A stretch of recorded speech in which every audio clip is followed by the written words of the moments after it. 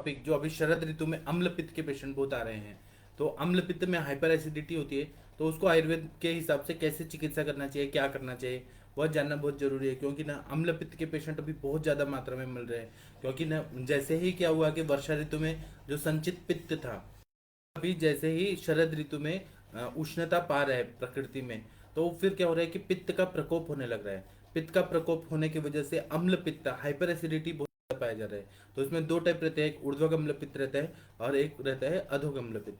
तो उसका जो हेतु है वो मैंने एक लेक्चर में बताया था आप लोगों को, ऊर्ध्वक और अधोग अम्ल पित्त, और वो सब चीज मैंने बताया था, हेतु वगैरह सब संप्राप्ति सब बताया था। आज का जो है वो केवल चिकित्सा में बताऊंगा। और चिकित्सा को समझना बहुत जरूरी है, क्योंकि यह आपके प्रैक्टिस में डे टू डे लाइफ में ऐसे हाइपर एसिडिटी के पेशेंट आ रहे हैं। तो इसमें मैंने कुछ पहले शोधन चिकित्सा बताऊंगा, बाद में शमन चिकित्सा बताऊंगा। तो शोधन चिकित्सा के बारे में अम्ल पित्त के ऐसा बताया है कि योग रत्नाकर में बहुत अच्छे से बताया है, और काश्यप संहिता में भी शोधन चिकित्सा वह बहुत अच्छे से बताया। इस मतलब जो अम्ल पित्त के पेशेंट आ रहे हैं उनके लिए क्या है, पहले शोधन बताऊंगा, बाद में शमन चिकित्सा बताऊंगा। तो ऐसा योग रत्नाकर में बताया कि पूर्वम तो वमनम कार्यम पश्चात मृदु विरेचनम, मतलब पहले वमन कार्य करना है, बाद में मृदु विरेचन देना है। कृतवांति विरेकस्य स्निग्धस्य अनुवासनम, वमन करने के बाद फिर विरेचन करने के बाद स्निग्ध करने के बाद स्नेह देने के बाद फिर अनुवासन बस्ती देना चाहिए। आस्थापन विचिरोत्थे अस्मिन देयम दोषाद्यपेक्षया, फिर आस्थापन बस्ती देना है। अगर बहुत ही क्रॉनिक हाइपर एसिडिटी का प्रॉब्लम है तो उसमें ये सारी चिकित्सा करनी है। दोषद संस्कृत कुर्या कार्यम औषध आहार कल्पनम ऊर्ध्वदेह स्थिते वान्त्या अप्यध रेच निर्हरेत, मतलब ये बता रहे हैं कि जो जो दोषों का संसर्ग हुआ उस हिसाब से शमन चिकित्सा करना है। जैसे पित्त है मेन व्याधि, अम्ल पित्त है और अम्लता बढ़ी हुई है, उसके साथ में वात का भी अनुबंध है, तो वायु की भी चिकित्सा करें। अगर कफ का अनुबंध है तो कफ की भी चिकित्सा करें। उसके बाद में बोल रहे हैं कि ऊर्ध्व देह स्थिति, अगर ऊर्ध्व भाग में अगर अम्ल पित्त है, ऊर्ध्व अम्ल पित्त है, तो वहां पे वांत्या मतलब उल्टी कराना है। अधः अधस्तम रेचने हरेत, नीचे है तो रेचन कराना है। पाचरम तिक्त बलम बहलम पथ्यम च परिकल्पित, फिर पाचन दवाइयां देनी है और तिक्त रसात्मक सारे द्रव्य देने हैं, तो इससे यह इसकी कल्पना करनी है। तो यह पित्त की चिकित्सा है, ऐसा योग रत्नाकर बता रहे हैं। उसी तरह से काश्यप संहिता में बहुत अच्छा बताया, व्याधि रामाशय आमाशयोत्थो अथम कफ पित्ते तदाश्रय, यह जो अम्ल पित्त है ये कैसे आमाशय आमाशयत्व व्याधि है। आमाशय में अगर पित्त बहुत ज्यादा बनने लगता है, उष्णता तीक्ष्णता सरता फिर अम्लता ये सब बढ़ जाता है, उसकी वजह से खट्टा ढकार रहने लगता है, खाना पचता नहीं है, बहुत ज्यादा बर्निंग होने लगता है, चेस्ट बर्निंग, चेस्ट में हार्ट बर्निंग होने लगता है, फिर गले में कंठ में सब जगह बर्निंग होने लगता है। इसी तरह से अधोग अगर अम्ल पित्त होता है तो गुद भाग में दाह होने लगता है, पाक होने लगता है, विरेचन होने लगता है, मतलब अतिसार होने लगता है। फिर वहां पर भी बहुत ज्यादा ऐसे गर्मी गर्मी गर्मी ऐसे लगने लगती है, बहुत ज्यादा दाहयुक्त मल निकलता है, ऐसा अधोग अम्ल पित्त में होता है। तो इसलिए बता रहे हैं कि तस्मादादित एवास्या मूलच्छेदाय बुद्धिमान, कोई भी अगर पेड़ है उसका अगर हमने मूल का छेदन कर दिया तो वह अपना पेड़ सूख जाता है। उसी तरह से बता रहे कि एवास्मादित एवास्या मूलच्छेदाय बुद्धिमान, इसलिए मूल पे ही छेदन करके मूल को ही नष्ट करना है। अशीर्ण बल मासस्य वमनम संप्रकल्पयेत, जिसका शीर्ण मास नहीं हुआ है, बल नहीं हुआ है, क्षीण बल नहीं हुआ है, क्षीण मास नहीं हुआ है, वह लोगों को क्या करना है कि वमनम संप्रकल्पयेत, उल्टी कराना है। नान्यो मान्य क्रमिन हयास शांति वमन आदृते, एक बार अगर वमन करा दिया तो वो फिर से नहीं होगा, वो परमानेंट ही हो जाएगा। मूलच्छेदा दिव्य तरो स्कंद शाखा विपर्य, अगर मूल काट दिया तो पेड़ का शाखा पत्ते डाली ये सब सूख जाता है, फल फूल सब सूख जाता है। इसलिए मूल पे काम करना है। इसलिए हम लोग आमाशय की शुद्धि कर रहे हैं, वमन से कर रहे हैं, और वो भी कोष्ठ से स्नेहन शोधन करके कोष्ठ से शाखा में दोषों को लाकर और पूरी तरह से बॉडी का क्लिनजिंग कर रहे हैं, डिटॉक्सिफिकेशन कर रहे हैं, तो ठीक हो जाता है। तस्य उपशमनम कुर्याद लंघने लघु भोजने, उसके बाद में शमन चिकित्सा करना है तो लंघन करना है, लघु भोजन देना है। लंघन कराने का क्या महत्व है कि आम का पचन हो जाए, स्त्रोतोर्जन्य संप्राप्ति ठीक हो जाए, और उसके बाद में लघु भोजन देना है। साथ में काल्योपन्ने योगे शमन पाचने ही, साथ में देखना है कि पेशेंट को कितना साथ में। आज मुझे एक फोन आया एक डॉक्टर साहब का, आयुष दर्पण के ही हैं, उन्होंने कहा कि डॉक्टर साहब मैंने अपने पेशेंट को 3 दिन भूखा रखा, लंघन कराया, उसके बाद में उनको चक्कर हो रहा है और हेडेक हो रहा है। तो मैंने कहा कि इतना अति लंघन क्यों कराया। लंघन कैसा होता है, हर पेशेंट के लिए हर अवस्था के लिए एक कोई मर्यादित काल नहीं होता है। अगर पेशेंट को सुबह भूखे रहे और शाम को उनको अग्नि प्रदीप्त हो जाए तो वह उतना लंघन भी ठीक होता है। 3 दिन तक अगर रख रहे हैं और चक्कर आ रहे हैं और सर दर्द हो रहा है, इसका मतलब वो लंघन से अति योग हो गया। इसलिए साथ में गला कालोपनिश्च, साथ में देखना है, काल देखना है, उसके हिसाब से योग भी देना है, शमन भी देना है, इस हिसाब से हमें लंघन का ये सारी दवाइयों का प्रयोग करना है। दोषोत्क्लेशो न सहसा द्रव्य मौसम आचरित, दोषों का उत्क्लेश हो रहा है कि नहीं वह देखना है। अगर दोषों का उत्क्लेश होना चाहता है तो हम लोग शोधन देते हैं, नहीं तो फिर शमन चिकित्सा करते हैं। वमन्याद धृते तद्दीन सम्यक परिपच्यते, अगर ना वमन करा दिया, अगर बहुत ज्यादा दोष बढ़े हैं तो वमन नहीं कराया ना तो वो दोष जाके और तकलीफ देते हैं। इसलिए वमन कराने के दोषों का उत्क्लेश देख के, एक गिलास पानी पीते ही उल्टी अगर आ रही है तो मतलब उत्क्लेश है, उल्टी होना चाहता है। और अभी हमारे पास पेशेंट ऐसे आ रहे हैं शरद ऋतु में, और भी जैसे जैसे और बढ़ेगा ना, दशहरा के बाद दिवाली तक और हाइपर एसिडिटी बढ़ते जाएगा, फिर दिवाली के बाद कोजागरी पूर्णिमा तक और हाइपर एसिडिटी बढ़ते जाएगा। जैसे जैसे गर्मी बढ़ेगा ना वैसे वैसे बहुत ज्यादा हीट बढ़ने लगेगा बॉडी में, और जितना हीट बढ़ेगा उतना पेशेंट परेशान हो जाएंगे, तो लोग एंटासिड खाएंगे। स्किन डिसऑर्डर्स भी होंगे तो लोग ना स्किन के डर्मेटोलॉजिस्ट के पास जाने लगेंगे।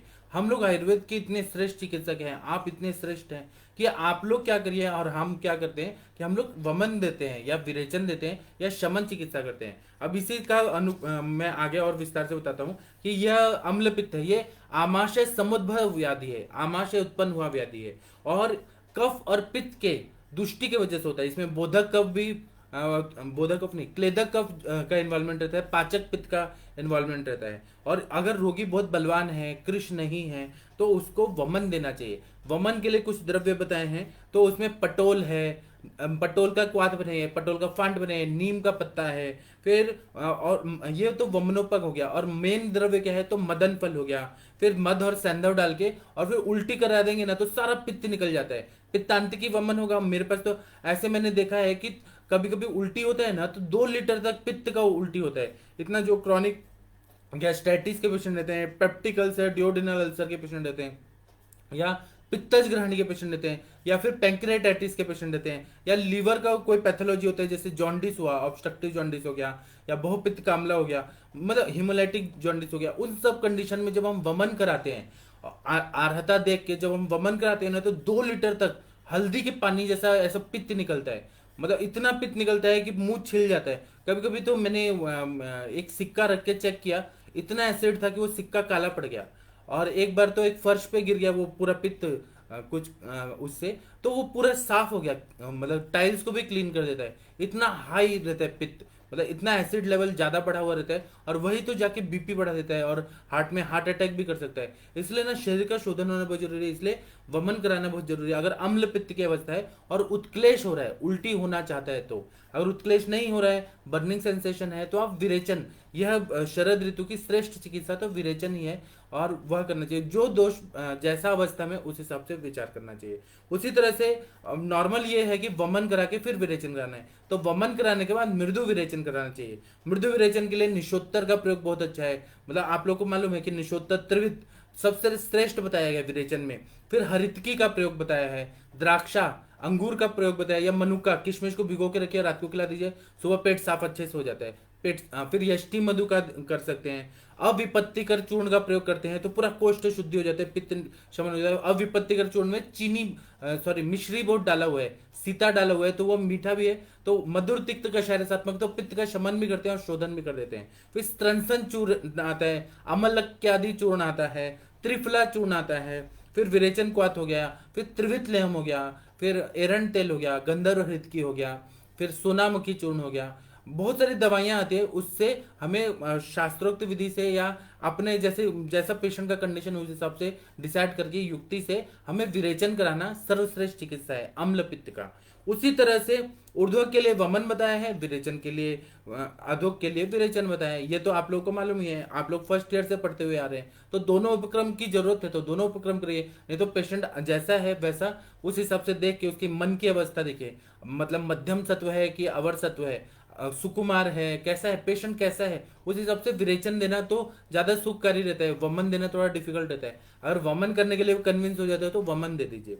उसी तरह से अम्ल पित्त में हम लोग देखते हैं तो साम पित्त होता है, मतलब बहुत ज्यादा सामता रहती है, तो ऐसा बताते हैं कि सामान दोषान न निर्हरित, सामावस्था में दोषों को नहीं निकालना चाहिए, उसमें पहले हमें दीपन पाचन देना चाहिए, अग्नि को प्रदीप्त करना है, आम का पाचन करना है, तभी हमें चिकित्सा करेंगे। अगर आमावस्था में अगर हमने कर दिया ना तो ज्यादा तकलीफ दे सकता है। और दूसरा बता रहे हैं कि अगर हमने शोधन के बाद शमन चिकित्सा किया तो ज्यादा अच्छा रहता है। केवल ये मत सोचिए कि वमन विरेचन करा दिया पेशेंट ठीक हो गया, क्योंकि उसके डे टू डे लाइफ में वैसा लाइफस्टाइल है तो उसका पित्त तो ज्यादा मात्रा में निकल ही रहे, उष्ण तीक्ष्ण। और तो इसीलिए ऐसे गारंटी मत दीजिए किसी को, कोई भी, मतलब व्यवहारिक बता रहा हूँ, कोई भी पेशेंट को ऐसे गारंटी मत दीजिए कि हमने वमन करा दिया, विरेचन करा दिया, उसके बाद में आपको होगा ही नहीं।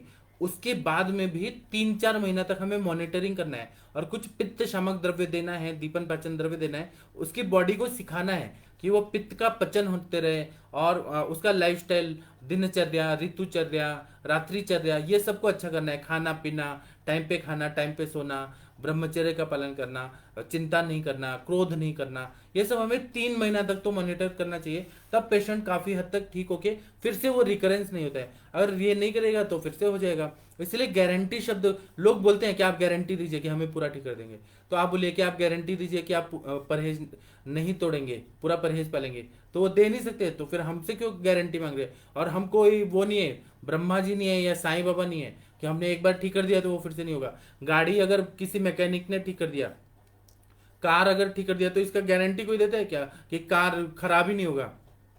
कार अगर गलत तरीके से चलाएंगे तो क्यों नहीं खराब होगा, उसका एक्सीडेंट भी हो सकता है। उसी तरह से मनुष्य का शरीर है, अगर मिथ्याहार विहार किया जाएगा तो जरूर होगा। और हेतुओं का वर्णन मैंने पहले बता दिया था।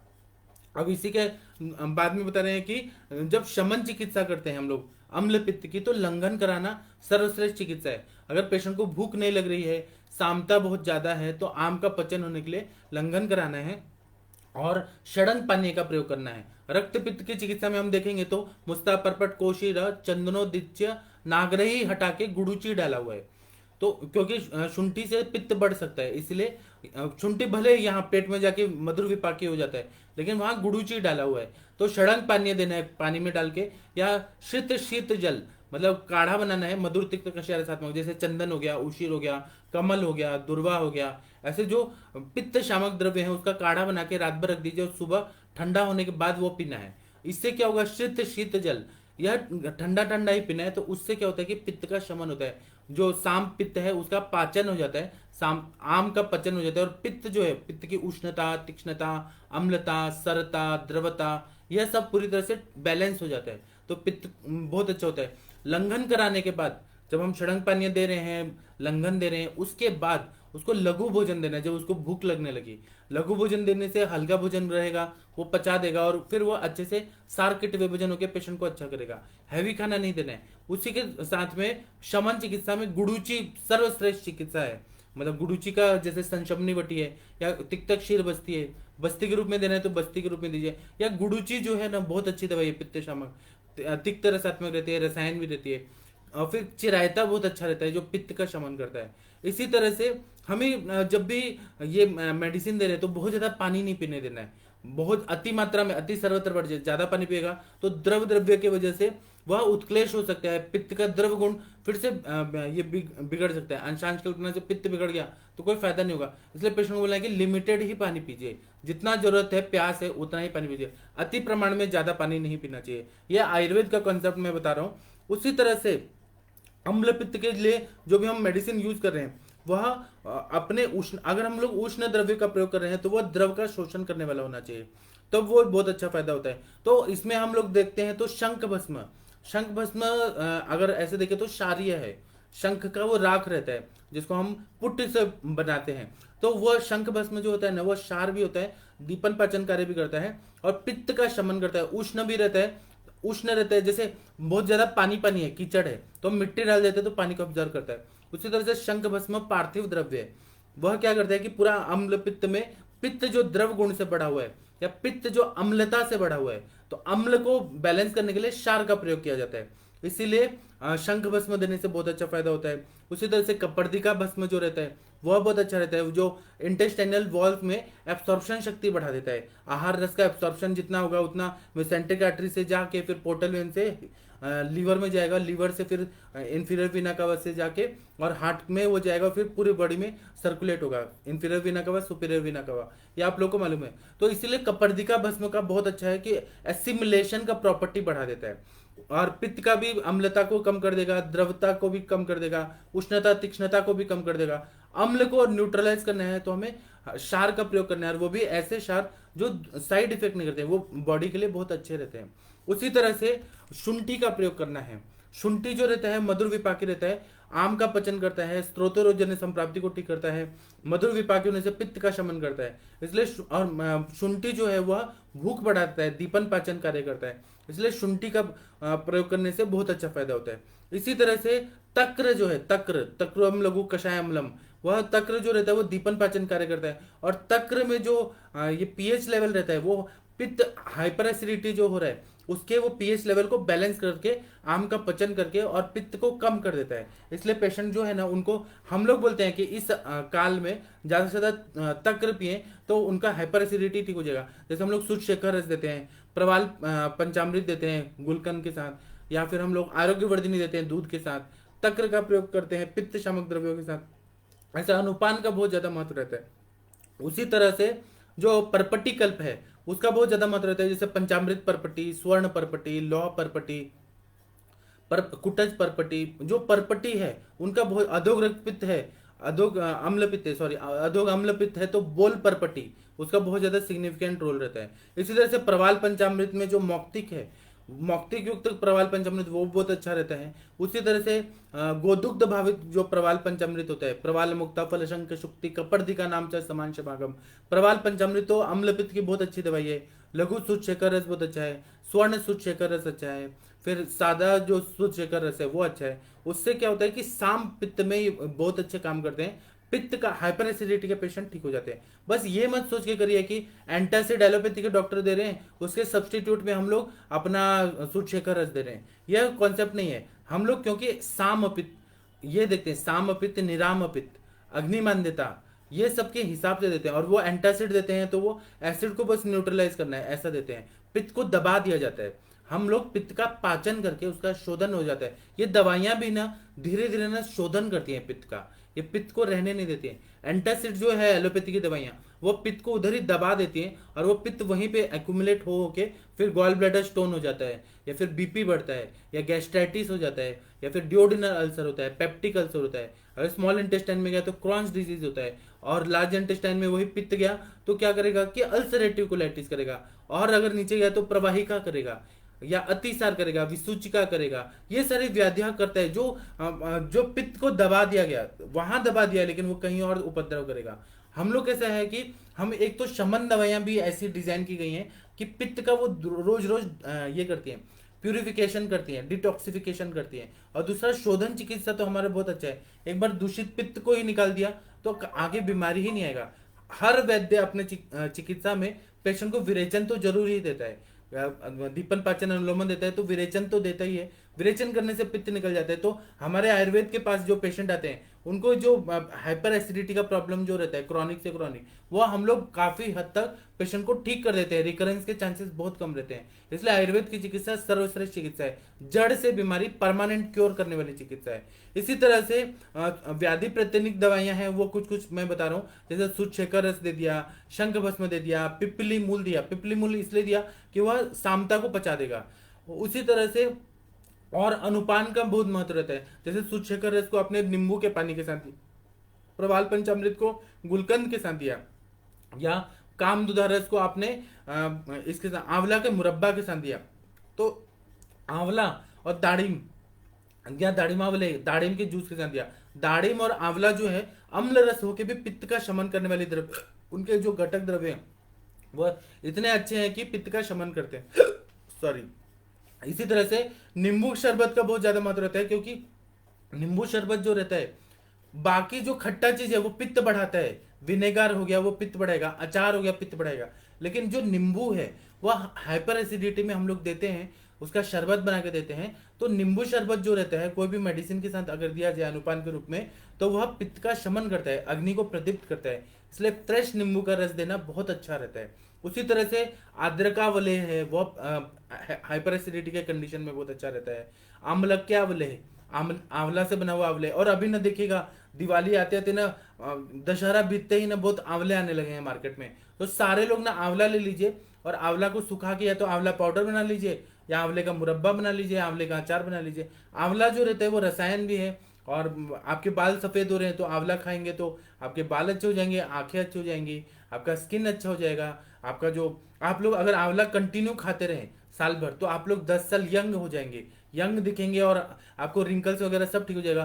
Kidney failure, heart failure, brain का हर बीमारी जो है वो सब ठीक करने की शक्ति आंवला में है, इसीलिए उसको रसायन बताया है। और चरक संहिता में अभ्याम्ल की अध्याय बताया, पहला चैप्टर। हरितकी का भी सेवन अच्छा है और आंवला का भी, लेकिन हरितकी जो होता है वो थोड़ा रुक्ष ज्यादा होता है, इसलिए उसको 3 महीना देके ब्रेक करना चाहिए। नहीं तो अगर कंटिन्यू देंगे हरितकी को तो वो क्या करता है कि मतलब स्पर्मिसाइडल रहता है, स्पर्म को वो सुखाता है रुक्षता की वजह से। तो शुक्राणु जो रहे पुरुषों के वो कम हो जाते हैं, इसलिए हरितकी को कंटिन्यू नहीं देना चाहिए। लेकिन आंवला के साथ ऐसा नहीं है, आंवला स्निग्ध है, आंवला कंटिन्यू सालों भर दिया जाए तो कोई नुकसान नहीं करता। और इसलिए आंवला का प्रयोग च्यवनप्राशावले या फिर आम्लक्यादि अवले, आम्लक्या रसायन, ऐसे बहुत जगह आंवला का प्रयोग किया गया है। वहां हरितकी से च्यवनप्राश नहीं बनाया गया, क्योंकि आचार्य को मालूम था कि रुक्षता उत्पन्न करता है।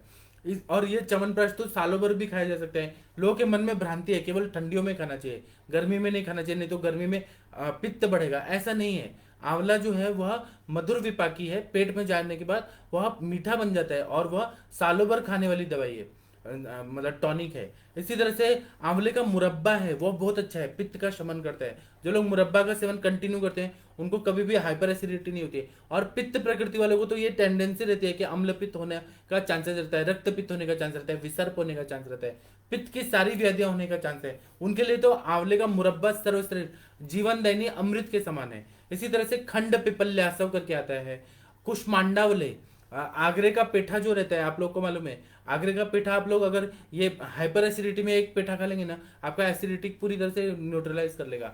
उसी तरह से कुछ मांडवले, उसी जिससे लाल भोपला जो रहता है, लाल लौकी जो रहता है जिससे ये पेठा बनता है वही लेके आइए, और उसका ना अवलेह बनता है, मार्केट में आता है कुछ मांडवले, उसका सेवन 1-1 चम्मच सुबह शाम करेंगे, हाइपर एसिडिटी में बहुत अच्छा फायदा होता है। इसी तरह से गोरख चिंच होता है, मतलब एक इमली का पेड़ होता है जो गोरखपुर साइड में मिलता है, उसको गोरख चिंच बोलते हैं।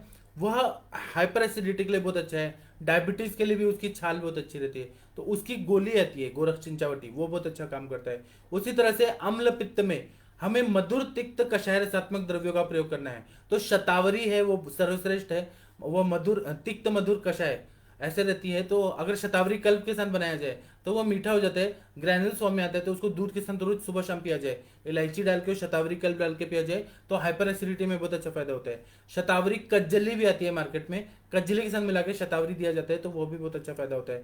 शतावरी आदि काढ़ा रहता है, शतावरी मंडूर रहता है, या केवल शतावरी चूर्ण का सेवन करा दिया जाए तो हाइपर एसिडिटी के पेशेंट को बहुत अच्छा फायदा होता है। इसी तरह से भूनिम्बादी क्वाथ जो इसमें बताया पित्तज ग्रहणी की चिकित्सा में बताया, वह कॉलीलिथियासिस जब रहते हैं, गॉल ब्लैडर स्टोन, उसमें भी भूनिम्बादी क्वाथ दिया जाता है। पैंक्रियाटाइटिस जब रहते हैं उसमें दिया जाता है। Peptic ulcer, duodenal ulcer, Crohn's disease में भूनिम्बादी क्वाथ दिया जाता है। सारे पित्त की वजह से बीमारियां होती हैं तो भूनिम्बादी क्वाथ देने से बहुत अच्छा फायदा होता है। फिर गुड़ुच्यादि क्वाथ, पटोल आदि क्वाथ, कंटकार्यादि क्वाथ, फिर अभ्यारिष्ट, अभ्यारिष्ट बहुत अच्छा रहता है, सामता रहती है तो वायु का अनुलोमन करता है, मल का अनुलोमन करता है। अभ्या जो है वो मतलब हरित की, इसको सेवन करने से डर नहीं लगता है, एंग्जाइटी कम हो जाता है। साइकोसोमेटिक प्रॉब्लम जब रहती है, सिजोफ्रेनिया, फिर ऑब्सेसिव कंपल्सिव डिसऑर्डर जिसमें डर बहुत ज्यादा लगता है, उसमें अभया मतलब भय को दूर करने वाली वनस्पति मतलब हरित की, यह देना चाहिए। यस्य न माता तस्य माता हरित की, जिसकी माँ नहीं होती है उसकी माँ हरित की होती है, अगर वह माँ की तरह रक्षा करती है इसलिए इसको धात्री भी बोलते हैं। तो हरित की न अपने शरीर में जाके सारे ऑर्गन्स की प्रोटेक्शन करती है माँ की तरह। अभी नवरात्रि चल रही है तो हम लोग 9 दुर्गा को मान रहे हैं, तो हरित की का वह देवी की माता की तरह ही बहुत ज्यादा महत्व रहता है। देवी माता ने आशीर्वाद के रूप में हमें हरित की दिया है, इसलिए हरित की को प्रसाद के रूप में लेके उसका सेवन करना चाहिए, और उसका अभ्यारिष्ट बनता है, वह लेंगे ना तो बवासीर भी ठीक होता है, पेट भी साफ होता है, हाइपर साम पित्त अगर रहेगा वो कम हो जाता है।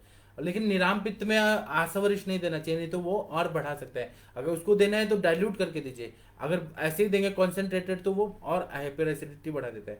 फिर अभ्यावलेह करके आता है, नारिकेल खंड पाक जो आता है वह अगर देंगे तो, नारियल जो रहता है ना, नारियल के लड्डू, वो हाइपर एसिडिटी में बहुत अच्छा काम करते हैं, तो इसलिए वो देना चाहिए। उसी तरह से अम्ल पित्त में अगर कोई घृत कल्पना देनी है, अगर हमें ग्रहणी कला या पित्त धरा कला, मज्जाधरा कला और या षष्ठी पंचधरा षष्ठी पित्त धरा कला नाम सा प्रकृति था, मतलब जो षष्ठी धरा है कला है, षष्ठी धरा कला है, वह पित्त धरा कला है, तो उसका सेवन करने के लिए हमें कुछ तो परपट्टी कल्प देना है, मतलब वो उसको अगर हील करना है, क्योंकि कभी कभी क्या होता है कि पित्तज ग्रहणी में वो छिल जाता है, बहुत ज्यादा पित्त निकलते रहता है, उसमें तिक्तक घृत बहुत अच्छा काम करता है। क्रॉन्स डिजीज में भी यही आधार देके हम लोग, क्रॉन्स डिजीज या अल्सरेटिव कोलाइटिस में वहाँ स्नेहन होना बहुत जरूरी है, तो वह तिक्तक घृत एक तो पित्त को भी शमन करता है, और वहाँ स्थानिक जो हीलिंग करना है, ग्रैनुलेशन टिश्यूज बनाना है, उसके लिए तिक्तक घृत बहुत अच्छा काम करता है। शतावर्यादि घृत काम करता है, पिपल्यादि घृत करता है, द्राक्षादि घृत करता है। योग रत्नाकर में एक बहुत अच्छा बताया है कि जलानी तप्त शीतानी, सॉरी, योग रत्नाकर में ऐसे बताया कि यह गौतम मुद्गा पथ्यापत्य क्या रहता है वह जानना बहुत जरूरी है। तो अम्ल पित्त में क्या खाना चाहिए क्या नहीं खाना चाहिए, ऐसा बता रहे हैं कि यव गोधुम मुद्गाश्चा पुराण रक्त शालया जलानि तप्त शीतानि शर्करा मधु सक्तवः कर्कोटकम कारवेलम रंभा पुष्पम च वास्तुकम वेत्रा बृहत् कुष्मांडम पटोलम दाढ़िमम तथा पानानि समस्तानि कफ पित्त हराणि च। अम्ल पित्त जो है ये अग्निमांद जनित एक व्याधि है, जिसमें अग्निमांद्यता रहती है, सामता रहती है, आम दोष बहुत ज्यादा रहता है, और उसके वजह से पित्त का उष्णता तीक्ष्णता बढ़ता है, और पित्त जो होता है विमार्गमन हो जाता है, अपना स्थान छोड़ के ऊपर की तरफ आने लगता है या अधोक मार्ग में जाने लगता है। मेन उसमें संप्राप्ति अग्निमांद्यता रहती है, इसलिए लंघन कराने के लिए बोला है, षडंग पानीय देने के लिए बोला है। षडंग पानीय में शुंठी निकाल के गुड़ूची डालना है, मुस्ता परपट कोशिरा चंदनो दिच्य फिर गुड़ूची ऐसा डालना है। ज्वर व्याधि में मुस्ता परपट कोशिरा चंदनो दिच्य नागरही, नागरही मतलब शुंठी वाला देना है। ज्वर व्याधि की संप्राप्ति अलग होती है और रक्त पित्त की अलग होती है, और अम्ल पित्त की अलग संप्राप्ति होती है। रक्त पित्त शाखागत व्याधि है, अम्ल पित्त कोष्ठाशित व्याधि है, लेकिन इसमें षडंग पानी इसलिए देना है गुड़ूची युक्त कि यह आम का पचन करे। हर व्याधि अम्ल पित्त हो या कुछ भी हो, इसलिए मैं अपने आम पाचक वटी देता हूँ ना, वह आम का पचन करता है, उसका ये नहीं है कि वो अम्ल पित्त बढ़ा देगा, आम का पचन करता है, उसको तक्र के साथ सेवन करना है, या आंवले के मुरब्बा के साथ सेवन करना है, या फिर गुलकंद के साथ सेवन करना है। वो मैं अपने आम पाचकवटी के बारे में बता रहा हूँ, ऐसे ही मत खिला के पानी पिला दीजिए, ऐसे नहीं, तक्र देना जरूरी, नहीं तो वो उसमें काली मिर्च वगैरह है, पंचकोल है, पंचकोल में चित्रक हटा दिया है, तो वह ना बहुत ज्यादा पित्त बढ़ा सकता है, इसीलिए मतलब बहुत ज्यादा बर्निंग जैसा हो सकता है, इसलिए तक्र के साथ लेना है। अब यहाँ पे पथ्यापत्य बताए हैं अम्ल पित्त के लिए, योग रत्नाकर का जो मैंने श्लोक बोला उसमें ऐसा बोला है कि आहार लघु होना चाहिए, अभी के सीजन में कम खाना खाने को बोलिए सभी लोगों को, जब हेमंत ऋतु आएगा, अग्नि प्रदीप्त हो जाएगा, तब ज्यादा खाएं, और अगर पित्त शुद्ध नहीं किया ना तो वो हेमंत ऋतु में भी बहुत ज्यादा अग्निमांद्यता रहती है, इसलिए अभी शुद्ध कर दीजिए, कोष्ठ शुद्धि करके विरेचन करा दीजिए, मृदु अनुलोमन करके फिर पूरा दूषित पित्त को निकाल दीजिए, फिर नया पित्त बनेगा, वो बहुत अच्छा रहता है। तो लघु आहार करना है, दीपन पाचन करने वाले द्रव्य देने हैं, जैसे जीरा हो गया, अजवाइन हो गया, फिर शुंठी हो गया, फिर सौंफ हो गया, ऐसे दीपन पाचन करने वाले द्रव्य देने।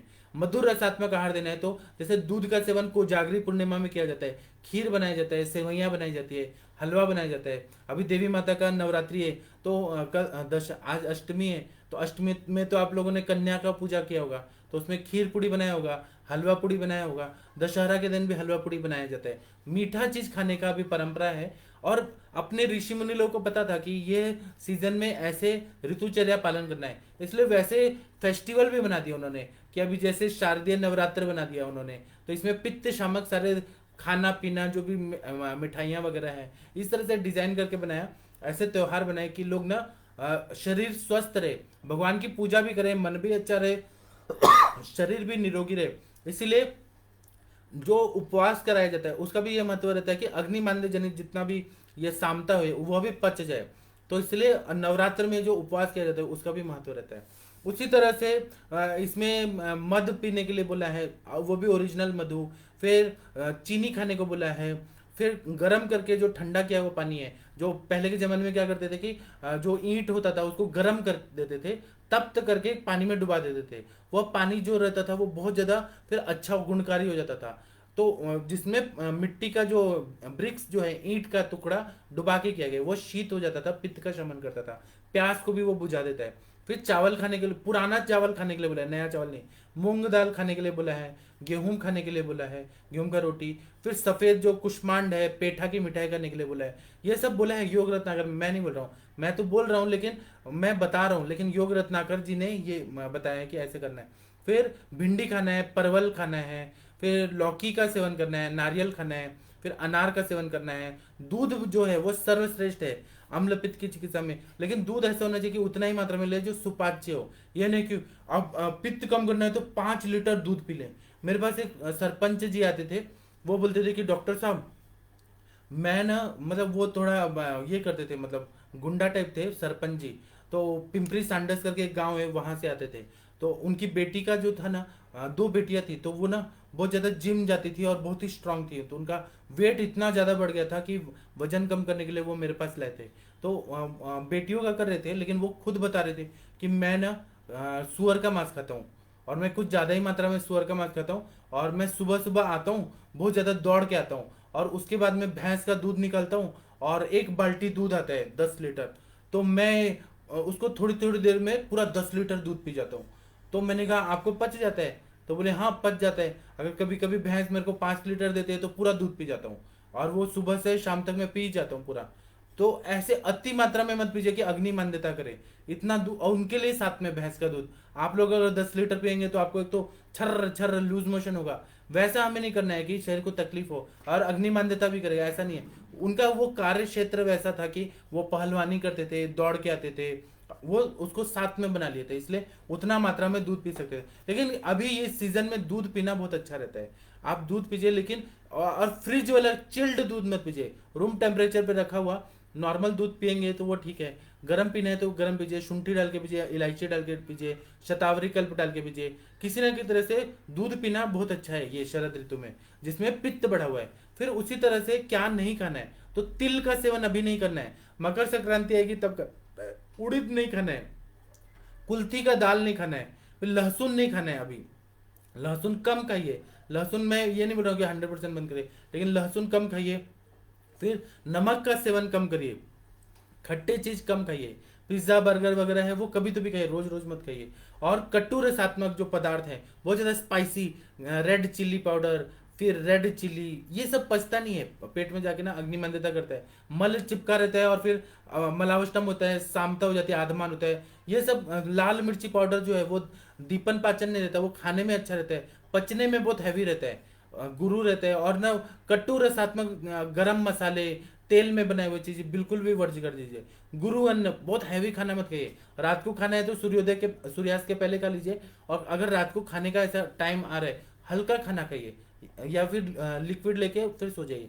गुरु अन्न का त्याग करिए। दही का सेवन मत करिए, खासकर रात को तो बिल्कुल भी दही नहीं खाना है। फिर नया मद्य अगर आ रहा है वह मत पीजिए। फिर उसके बाद में नया नया जो चावल आता है खेत से कट के जब आ रहा है ना, वर्षा ऋतु के बाद वाला, वो बहुत ज्यादा पानी का कंटेंट रहता है, वो अभिसंधि रहता है। वो अगर सेवन करेंगे ना तो क्या होगा, पूरा शरीर में स्त्रोतोरोध हो जाएगा, क्योंकि वो बाहर का पानी बॉडी में आ रहा है और एक एक सेलुलर लेवल को सेल्स पे जाके उसमें खराब कर रहा है। इसलिए नया चावल बिल्कुल नहीं खाना है। फिर तले हुए पदार्थ मत खाइए। फिर एक ही तेल में बनाए हुए समोसे, एक जला हुआ तेल में जो बाहर बनता है ना, एक ही तेल में बना हुआ, फिर ये हॉट चिप्स आते हैं, वो सब मत खाइए। वो सब खाने से बहुत ज्यादा पित्त बढ़ जाएगा। रात्रि जागरण मत करिए। फिर चाय बहुत ज्यादा मत पीजिए, चाय पीने से पित्त की तकलीफ होती है। या फिर तंबाकू, गुटखा, पान पराग, जो अमिताभ बच्चन प्रचार करते हैं ना कि कमला पसंद, ये खाओ, माणिक चंद खाओ, शाहरुख खान भी करता है, बहुत सारे, ये अजय देवगन भी करता है, उनकी बात मत मानिए, वो लोग पैसा के लिए सब बेचते हैं। तो बिल्कुल भी माणिक चंद, कमला पसंद, ये सब बिल्कुल नहीं खाना है, और ना खाने देना है। पेशेंट लोगों को मना करिए। नहीं तो अभी देखिए हमारे जो पॉलिटिशियन है शरद पवार जी, उनका कितना बड़ा कैंसर, ओरल कैंसर इतना बड़ा आजकल दिख रहा है। कल का उनका इंटरव्यू देखा होगा, आज का भी देखा होगा, तो इतना बड़ा सूजा हुआ है, उनको कट करके करना पड़ता है। आप लोग बताइए कि आपको कैंसर होने के चांसेस है, इसलिए बिल्कुल भी नहीं खाना है। ये कमला पसंद, गुटखा, जर्दा, फिर उसके बाद में खैनी, ये बिल्कुल भी नहीं खाना है। फिर उस पान भी नहीं खाना है। पान जो रहता है तांबुल भक्षण बोला है, केवल पान और गुलकंद खाने के लिए बोला है। लेकिन जो मिलता है ना मार्केट में, सब लोग जो जिसमें जर्दा डालते हैं, सुपारी डालते हैं और वो खाते हैं, बिल्कुल भी नहीं खाना है। उससे दांत खराब होते हैं, पायरिया होता है, बिल्कुल भी नहीं खाना है। उसी तरह से जो फर्मेंटेड फूड आइटम है, जो मतलब ये फर्मेंट करके बनाया जाता है, जैसे इडली डोसा। फिर और वो कोस्टल एरिया में ठीक है, वहाँ क्षारता बहुत ज़्यादा रहती है कोस्टल एरिया में, समुद्र की वजह से उस वहाँ की जो भूमि है वहाँ पर क्षारता है। उसको न्यूट्रलाइज करने के लिए जो कोस्टल एरिया में लोग रहते हैं, आंध्र प्रदेश के लोग या फिर तमिलनाडु के लोग, केरला के लोग, कर्नाटक के लोग जो कोस्टल लाइन में रह रहे हैं, उनके लिए खट्टा चीज खाना जरूरी है। लेकिन अगर हम महाराष्ट्र में रह रहे हैं, उत्तर भारत में रह रहे हैं, तो बिल्कुल भी फर्मेंटेड चीजें नहीं खानी है। इडली डोसा, ढोकला, ये सब बिल्कुल भी नहीं खाना है जो फर्मेंट करके बनाया जाता है। और अभिसंधी पदार्थ नहीं खाना है, मतलब जैसे मिक्स फ्रूट सैलेड हो गया, दूध और कोई केला डाल के जो ये बनाया जाता है, ये फ्रूट का ये मिल्क शेक, वो बिल्कुल भी नहीं खाना है। दूध और एप्पल मिलके जो मिल्क शेक लिया जाता है, बिल्कुल भी नहीं खाना है। ये सब अभिसंधी होती है। या मिक्स फ्रूट का जो जूस आता है, वो बिल्कुल नहीं खाना है। मिक्स फ्रूट, ये सब बिल्कुल अभिसंधी पदार्थ नहीं खाना है। अगर ऐसा फॉलो करेंगे तो अम्ल पित्त से निकला जा सकता है। दीवा स्वाप तो पूरी तरह से बंद करना है। लोगों को आदत रहती है, खाते हैं दिन में और खाने के बाद तुरंत सो जाते हैं, या रात को भी खाते हैं, थोड़ा भी चलते नहीं और सो जाते हैं। तुरंत खाना खा के तो सोना नहीं है। दूसरा, टीवी देखते हुए खाना खाना, उससे बहुत देर तक खाना खाया जा रहा है और टीवी देखते हुए बहुत सारी संवेदनाएं आ रही है, हंसना, बोलना, दुखी होना, गुस्सा आना, ये सब के वजह से अम्ल पित्त बहुत बढ़ता है। और महाराष्ट्र में क्या होता है कि ऐसे ओल्ड फैशन है कि जो माताएं बहनें रहती है ना, मतलब आजकल की लड़कियां नहीं करती हैं, लेकिन ये पहले का फैशन था कि तंबाकू को पहले भून दिया जाता था, उसको मिस्त्री बोला जाता है, मिस्त्री। और वह लेके थोड़ा, और 3-4 बजे ना ऐसे गीला करके पानी डाल के दांत में घिस के और रखना है। एक तरह से वो नशा है, वह नहीं पीना है। बीड़ी सिगरेट तो बिल्कुल भी नहीं पीना है, ये सब पित्त का प्रकोप करता है। तो ये सब अगर हम लोग पालें ना, और रात्रि जागरण से दूर रहें, फिर रात को, और ऐसा नियम नहीं है कि 10 बजे के बाद कोई भी मोबाइल को हाथ नहीं लगाएगा, और मोबाइल को बंद करके स्विच ऑफ करके या साइलेंट पे रख के सो जाएं, तो फिर पित्त का प्रकोप नहीं होगा और फिर अम्ल पित्त से दूर रहेंगे। शोधन चिकित्सा भी मैंने बता दिया, शमन चिकित्सा भी बता दिया। ये मैंने शॉर्ट शॉर्ट प्रैक्टिकल बताया। ग्रांथिक तो आप लोग, हम लोग पढ़ते ही हैं, हर समय संहिता पढ़ते हैं। तो अब मैं आप लोगों को ना, जो भी आपके कमेंट्स है या प्रश्न है, उसका उत्तर देने का कोशिश करता हूँ। आप लोग प्रश्न पूछिए, कृपया कमेंट बॉक्स में जाइए और बहुत सारे प्रश्न पूछिए। मैं आप लोगों को सारे आंसर देने का कोशिश करता हूँ, क्योंकि मुझे ना आप लोगों को आगे बढ़ाना है। और मुझे तो आता है, लेकिन मैं आप लोगों को बढ़ाना चाहता हूँ, इसलिए डॉक्टर रवि कुमार सिंह जी, प्रणाम सर। डॉक्टर अमित वर्मा जी, नमस्ते, प्रणाम, आप तो बहुत अच्छे हैं बालक। अमित वर्मा जी, बहुत अच्छे हैं आप। डॉक्टर जितेंद्र कुमार जी, नमस्ते, प्रणाम आपको। डॉक्टर शशिकांत त्रिपाठी जी, नमस्ते, प्रणाम आपको। डॉक्टर प्रमोद कुमार जी, नमस्ते, प्रणाम आपको। डॉक्टर अर्चना मैडम, प्रणाम आपको। आपका पुसद में तो बहुत अच्छा हो रहा होगा सब वातावरण, और नवरात्रि का तो बहुत पूजा अच्छा से हो रहा होगा। अर्चना जी। डॉक्टर रंजीता जी, नमस्ते, प्रणाम आपको। डॉक्टर कमल जी, नमस्ते, प्रणाम आपको। डॉक्टर प्रदीप जी, नमस्ते, प्रणाम आपको। डॉक्टर परेश जी, नमस्ते, प्रणाम आपको। डॉक्टर स्वाति जी बोल रहे हैं कि शुद्ध शेखर रस और काम दुधार दोनों कब कब देना है। शुद्ध शेखर रस जो रहता है ना, वो जब सामता बहुत ज्यादा रहती है तब शुद्ध शेखर रस देते हैं, और निरामावस्था में काम दुधा देते हैं। जब काम दुधा का हम लोग घटक द्रव्य देखेंगे ना, तो उसमें ना इतना ऐसा दीपन पाचन करने वाले नहीं है, पित्त शामक द्रव्य हैं। और सुशेखर में ऐसे द्रव्य घटक डाले हैं कि वह आम को पचन करते हैं और फिर पित्त का शमन करते हैं। इसलिए सामावस्था में सुशेखर रस, निरामावस्था में कामदुधा रस, ये देना है। डॉक्टर गौतम जी बोल रहे हैं कि द्राक्षा अवलेह अम्लपित्त में कैसे प्रयोग करना है। आपने 2-2 चम्मच खिला दीजिए द्राक्षा का अवलेह बनाया हुआ, मार्केट में भी मिलता है। द्राक्षा अवलेह खिलाने से तो पित्त में बहुत अच्छा, 2-2 चम्मच दे दें, सुबह भूखे पेट दे दें, या सुबह ब्रह्म मुहूर्त में उठ के ब्रश करके और खिला दें, वो उससे पित्त में बहुत अच्छा फायदा होता है।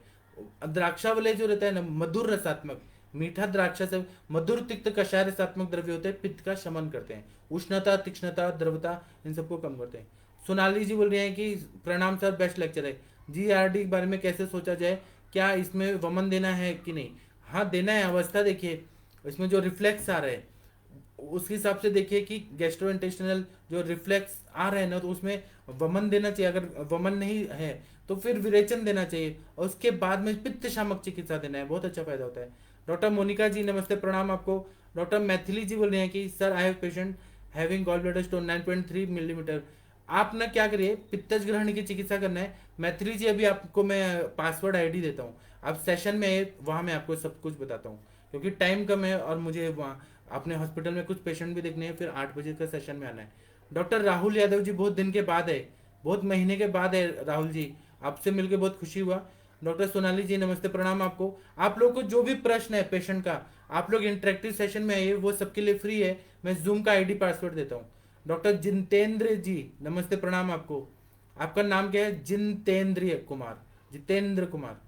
डॉक्टर अनीश चौहान जी नमस्ते प्रणाम आपको। डॉक्टर ये सोनाली जी बोल रहे हैं एलोवेरा, एलोवेरा जो रहता है वो भेदन कार्य करता है।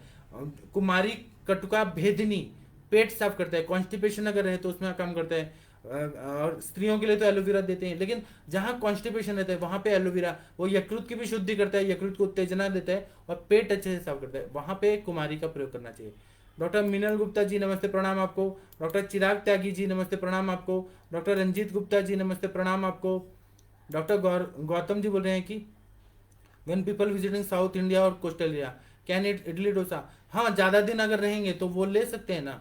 वहाँ की मिट्टी में ना क्षारीयता बहुत ज़्यादा रहती है कोस्टल एरिया में, वहाँ पर खट्टा चीज़ इडली डोसा ले सकते हैं, लेकिन अभी शरद ऋतु में नहीं लेना चाहिए। जो लोग उत्तर भारत में रहते हैं, मध्य भारत में रहते हैं, उनको नहीं लेना चाहिए। डॉक्टर आरती शर्मा जी, और लेंगे तो मुझे क्या है, वो डॉक्टर के पास जाएं, डॉक्टर का बिजनेस बढ़ाएं, उसमें क्या है। डॉक्टर आरती शर्मा जी नमस्ते प्रणाम आपको। डॉक्टर मयूर जैन जी सुचेकर लघु सुचेकर, लघु सुचेकर थोड़ा सा अगर पित्त रहेगा तब देना है। सुचेकर थोड़ा बड़ा भाई है, उससे भी ज्यादा अगर बीपी वगैरह बहुत ज्यादा बढ़ जाता है तो स्वर्ण सुचेकर उस हिसाब से करें। इंडिकेशन यही है कि अवस्था अवस्था के हिसाब से, कम है तो लघु दीजिए, थोड़ा मीडियम है तो सुचेकर दीजिए, और बहुत ज्यादा हाई है तो स्वर्ण सुचेकर दीजिए। मयूर जैन जी नमस्ते प्रणाम आपको। डॉक्टर कमल जी नमस्ते प्रणाम आपको। आप लोग सर्वश्रेष्ठ चिकित्सक हैं, आप लोग टेंशन मत करिए, लीजिए, मैं आपके साथ में हूँ। आप लोगों को कोई भी डाउट है आप पूछिए मेरे से। डॉक्टर गौरव खुराना जी बोल रहे हैं कि डाइट का बहुत अच्छा बताया आपने, thank you. Doctor Manoj Shinde ji बोल रहे हैं आम पाचक वटी कितने दिन यूज कर सकते हैं, कैसे पता चलेगा आम पाचक हुआ है। आम पाचक का तो ये है ना शिंदे जी, कि आम पाचक वटी हम लोग कंटिन्यू दे सकते हैं, जब तक आमावस्था है तब तक देना है उसको। और आम पाचन हो गया है तो ये देखना है कि भूख लगने लगी है, पेट साफ होने लगा है, और पेशेंट को डकार जैसे आती है, मतलब अग्नि के हिसाब से भूख उसको टाइम पे लगने लगी है, तो आपको बंद करना है तो बंद कर दीजिए, और अगर उसको देना है तो आप दे दीजिए। अभी क्या है कि लाइफस्टाइल डिसऑर्डर्स रहते हैं, मतलब क्या रहता है कि रात्रि जागरण होता ही है, वो नहीं छोड़ सकते हैं, फिर दिन में सोना होता ही है, आखिर तो इंसान ही है तो गलती करेंगे ही, पत्थ्या पत्ते तो पालेंगे नहीं, तो फिर वो लेते रहे यहाँ पचकोटी। वो जैसा कंडीशन है उस हिसाब से करना चाहिए। डॉक्टर जोगेंद्र चौहान जी नमस्ते प्रणाम आपको। डॉक्टर रमनगढ़ जी बोल रहे हैं कि सुचेकर रस लंबा शाम देने से, सुचेकर लाभ शाम देने से अम्लपीठ ठीक करना देता है क्या? हाँ ना, सुचेकर लाभ शाम देने से, ये समझ नहीं आ रहा है सर। सुचेकर रस LABA क्या होता है, मेरे को वो शब्द समझ नहीं आ रहा। LABA लबा शाम देने से अम्लपित्त, अम्लपित्त तो ठीक होता है, लेकिन मुझे ये शब्द समझ नहीं आ रहा, मुझे माफ करिए। डॉक्टर सोनाली जी बोल रहे हैं कि सर भूनिम्बादी काढ़ा साम निराम अवस्था में दे सकते हैं क्या? नहीं, सामावस्था में नहीं देते, निरामावस्था में देते हैं। कोई भी क्वाथ भी है ना, वो पचने में तो अग्नि की अपेक्षा करता है, उसमें पहले लंघन कराना है, लंघन कराने के बाद जब भूख लगने लगे तब हमें भूनिम्बादी काढ़ा देना है। मतलब बहुत ज्यादा आम है और आपने भूनिम्बादी काढ़ा दिया तो काढ़ा भी पचता नहीं है, इसका ध्यान रखिए। डॉक्टर रंजीता जी बोल रहे हैं कि happy to see your life sir, you give us so motivation. मुझे मेरे गुरुजी ने इतना मोटिवेशन दिया है कि मैं आप लोगों को पढ़ा रहा हूँ। आप मेरे गुरु के पास जाएंगे ना तो आप फैन हो जाएंगे, मेरे गुरुजी इतने अच्छे हैं।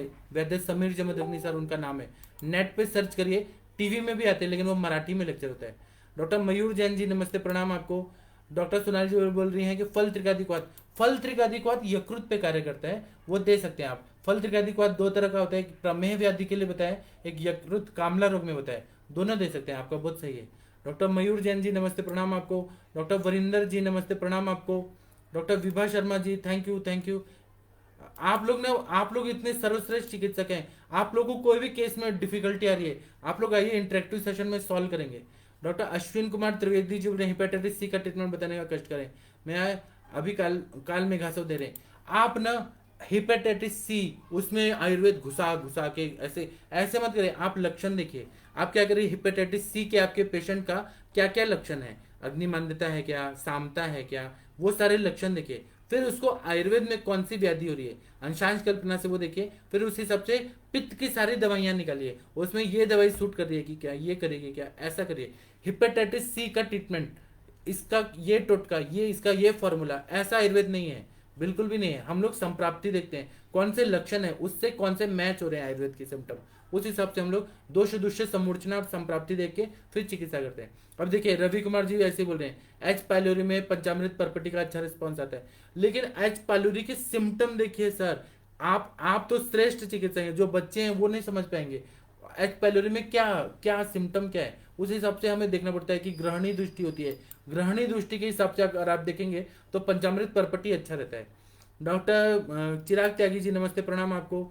डॉक्टर ये बहुत बढ़िया बोल रहे हैं गौरव खुराना जी, आम अवस्था में और साम अवस्था में कामदुदा सुशेखर का बताना। मैंने बताया ना, आम अवस्था में सुशेखर रस और निरामावस्था में जब आम पच गए तब कामदुदा बहुत अच्छा रहता है।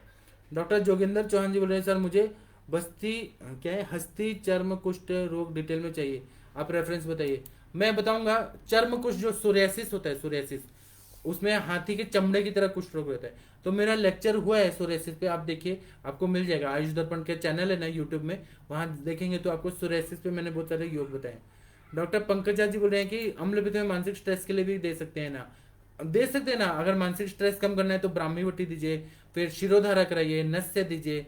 उसमें मानसिक स्ट्रेस को कम करने के लिए जो भी चीज आपको नींद लाने वाली दवाएं देनी है, स्ट्रेस कम करने वाली दवाएं देनी है, वैसा आप दीजिए ना, महाकल्याण गृह दीजिए, ब्राह्मी गृह दीजिए, महापंचगव्य गृह दीजिए, मानस मित्र गुटिका दीजिए, जो देना है वो दीजिए। डॉक्टर विनोद जी नमस्ते, बॉस को नमस्कार, थैंक यू। डॉक्टर वरिंदर गुमान जी नमस्ते प्रणाम आपको। डॉक्टर मैथिली जी नमस्ते। डॉक्टर मनोज शिंदे जी, मनोज शिंदे जी बहुत बढ़िया है, इन्होंने बैंगलोर से किया हुआ है, बहुत अच्छे हैं डॉक्टर। डॉक्टर सोनाली जी नमस्ते प्रणाम आपको। डॉक्टर सोनाली जी आप यूएस में करके प्रैक्टिस और आयुर्वेद से जुड़ी हैं, ये तो बहुत बढ़िया बात है। डॉक्टर कमल जी बोल रहे हैं कि सर जमदग्नि सर का लेक्चर हिंदी में ट्रांसलेशन करें। सर को ही हम आयुष दर्पण पे बुलाते हैं ना, वही मेरे से बहुत अच्छा हिंदी आती है सर को, वही वही बहुत अच्छा बता देंगे। डॉक्टर ब्रजेश सिंह जी बोल रहे हैं कि क्या अम्लपित्त में मृदु विरेचन दे सकते, मैंने बोला ना द्राक्षा का, मनुका को, किशमिश को लाइए आप, थोड़ा भिगो दीजिए 10-15 और रात को दे दीजिए, मृदु विरेचन हो जाएगा सुबह, और वो उससे पित्त भी निकल जाएगा, पेट भी साफ हो जाएगा, बहुत अच्छा है। डॉक्टर अनिश चौहान जी बोल रहे हैं आईडी बताइए समाज की, मैं बता रहा हूँ अभी, लास्ट में सारा ये पढ़ते पढ़ते जा रहा हूँ। डॉक्टर कैलाश चावला जी जय धन्वंतरी देवा। डॉक्टर राज धवन जी नमस्ते प्रणाम आपको। डॉक्टर अंकुर त्यागी जी बोल रहे हैं कि प्रणाम सर, जियोग्राफिकल टंग की चिकित्सा, ग्लोस्टाइसिस की भी सब बताऊंगा, वो सब अलग विषय है, उस पर बताऊंगा। मोहित बख्शी जी नमस्ते प्रणाम आपको। अभी क्या है टाइम हो गया है, और हमें आगे हमें ना सब कुछ मैनेज करके चलना है, सब चीज़ मैनेज होना है, एक ही चीज़ नहीं। अभी क्या हुआ कि मैं फर्स्ट बीएमएस में था, तो मेरा क्लासमेट एक था, उसने क्या किया कि 18 नंबर का एक क्वेश्चन आया, तो उसने आमाशय पे, आमाशय की एनाटॉमी लिखना था, उसने ना पूरा 3 घंटा आमाशय की एनाटॉमी लिखी, 3 घंटा पूरा पेपर उसका जो था वो एनाटॉमी लिखने में गया और वो फेल हो गया। इतना डिटेल में हमें नहीं करना है, हमें ना 3 घंटे का जो पेपर रहता है उसमें सब कुछ देखना पड़ता है, वैसे 24 घंटे का जो टाइम रहता है ना उसमें सब कुछ मैनेज करते हुए प्रैक्टिस और फिर पेशेंट घर परिवार सब देख के चलना है, एक ही चीज नहीं करते रहना है कि दिन भर हम लोग एक ही टॉपिक मतलब केवल लेक्चर लेक्चर करते रहे। अभी क्योंकि टाइम टाइम मैनेजमेंट होना चाहिए, मेरा ये कहना है। अभी मैं इंटरेक्टिव सेशन का आपको जूम आईडी का पासवर्ड और ये सब दे रहा हूँ, आप लोग आइए, सभी लोगों के लिए फ्री है, और सभी लोग प्रश्न पूछ सकते हैं, अपना अपना डाउट पूछ सकते हैं, सभी लोगों को आंसर दिया जाएगा। इंटरेक्टिव सेशन का आईडी देखिए मैं लिख रहा हूँ, आप लोग ना बहुत अच्छे हैं, मुझे अच्छे लगते हैं, आप लोगों को मैं ऐसे मिलता नहीं हूँ, लेकिन आप आयुर्वेद के हैं इसलिए मुझे अच्छे लगते हैं। मैं आप लोगों को नहीं जानता हूँ, सबकी आत्मा पवित्र आत्मा है, तो आयुर्वेद में जो भी आते हैं वो पुण्यात्मा लोग रहते हैं, तो इसलिए मैं आप लोग को ना आगे बढ़ाना चाहता हूँ। देखिए इंटरेक्टिव सेशन का मैंने आपको पासवर्ड और आईडी दे दिया, सभी लोग 8 बजे ये जूम पे आइए, जूम पे ज्वाइन होइए। फेसबुक पे केवल दिखाई देगा लेकिन बोल नहीं सकेंगे, जूम पे ही आपको, जूम का ऐप आप लोग डाउनलोड करिए और ये आईडी और पासवर्ड डालिए, और मेरा भी नंबर मैंने ऊपर दिया है, आप लोग कोई डिफिकल्टी हो तो व्हाट्सएप करिए। हाँ देखिए डॉक्टर गंगवार सर बोल रहे हैं हियाटस हर्निया, ये मैं इस सब का इलाज बताऊंगा लेकिन इंटरेक्टिव सेशन में आइए। अरविंद जी बोल रहे हैं कि सर कॉन्स्टिपेशन का ट्रीटमेंट बताओ, लास्ट 5 ईयर से है। आप ना पेशेंट का स्पेलिंग देखिए, PATI आपने पेशेंट का स्पेलिंग क्या लिखा है, PESCNT, पेशेंट्स, पेशेंट्स, ऐसे डॉक्टर को ऐसे शोभा नहीं देता। कृपया डॉक्टर अरविंद पंचाल जी पेशेंट का स्पेलिंग ठीक लिखिए, आप इतने अच्छे क्वालिफाइड डॉक्टर हैं और ऐसे गलत गलत स्पेलिंग लिखेंगे तो अच्छा नहीं लगता। Doctor Mayur Jain ji, thank you. आपने अभी मैं सेशन बंद करता हूँ, 8 बजे मिलते हैं, फिर हम लोग ना संभाषा करेंगे। आप सभी लोगों का स्वागत है संभाषा में। प्रणाम, नमस्ते सभी लोगों को।